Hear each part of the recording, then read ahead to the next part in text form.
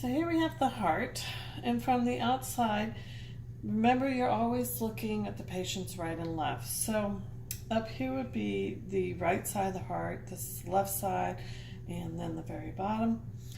With the heart together like this, looking at it intact, if we pull it off right here, you'll notice this red vessel right here is the aorta. This is the pulmonary trunk, which immediately separates, and you've got then the pulmonary artery going to, this would be the left, and then underneath, it moves underneath the aorta would be the right pulmonary artery. If we were to turn it around to the back side, you can see a little bit better here that here's the trunk, it splits, so this will go to the left, this will go to the right lung.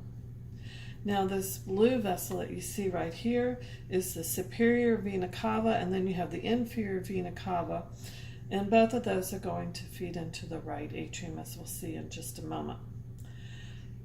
The heart, remember, is a pump, and it's pumping blood from the right side to the lungs for the pulmonary circulation. The left side of the heart is being pumped to the systemic circulation, which is everywhere in the body except for the lungs. If we turn back around on the back side of the heart, these right here are your pulmonary veins that are bringing blood from the lungs back to the heart, to the left side now. So these are going to the lungs, the blood comes back from the lungs via the pulmonary veins. Now if we were to open this up, here you have your right atrium, the right ventricle, the left atrium, and the left ventricle. The wall of the muscle is much thicker on the left ventricle than it is on the right side because it has to be a stronger pump. It has to pump that blood to the rest of the body. The right side is only going to the lungs. These are showing the valve, some of the valves. There's 4 valves associated with the heart.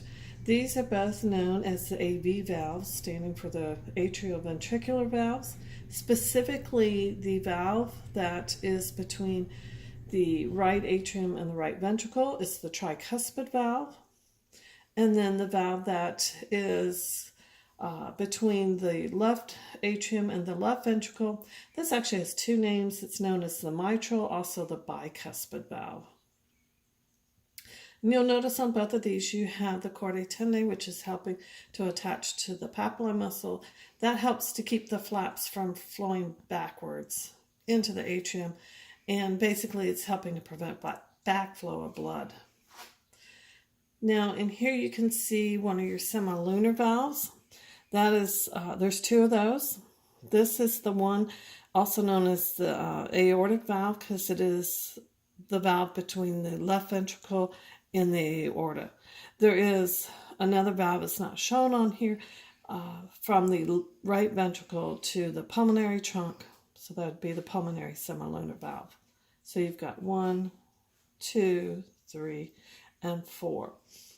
As I said earlier, coming into the right atrium, you have the blood coming from the inferior vena cava. You also have from the superior vena cava, and you also have blood coming in from the coronary sinus, which is the blood that's feeding the heart itself. It is going to be flowing into the right atrium. So the flow of blood, so it comes, as I said, from these 3 veins into the right atrium, through the tricuspid valve right here into the right ventricle, out through the pulmonary semilunar valve into the pulmonary trunk right here at the branch.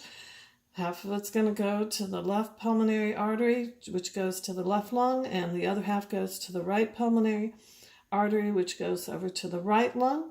When it returns, it comes back via the pulmonary veins, which is going to flow into the left atrium, through the bicuspid valve into the left ventricle, out the aortic semilunar valve, into the aorta.